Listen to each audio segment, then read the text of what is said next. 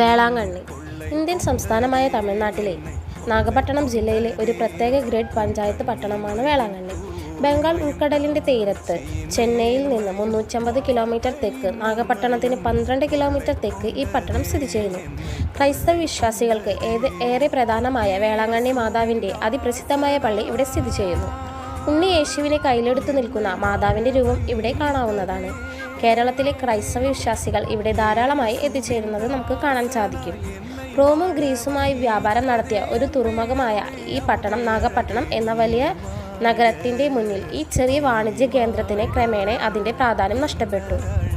ഈ പട്ടണത്തെ ബന്ധിപ്പിക്കുന്നതിന് നിർമ്മിച്ച കനാൽ ഇപ്പോഴും പടിഞ്ഞാറ് ഭാഗത്താണ്. കാവേരി നദിയുടെ ഒരു ചെറിയ ശാഖയായ വെള്ളയാർ പട്ടണത്തിൻ്റെ തെക്ക് ഭാഗത്ത് കടന്ന് കടലിൽ ഒഴുകുന്നു.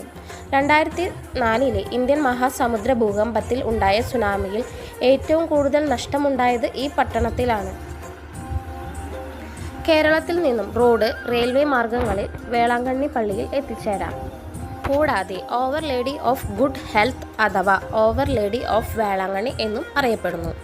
16 മുതൽ 17 നൂറ്റാണ്ടുകളിൽ ഇന്ത്യയിലെ തമിഴ്നാട്ടിലെ വേളാങ്കണ്ണി പട്ടണത്തിൽ 2 തവണ പ്രത്യക്ഷപ്പെട്ടതായി കേൾവിയുണ്ട്. തുടർന്ന് വാഴ്ത്തപ്പെട്ട കന്യകാമറിയത്തിന് ആളുകൾ നൽകിയ ശീർഷകമാണ് our lady of good health.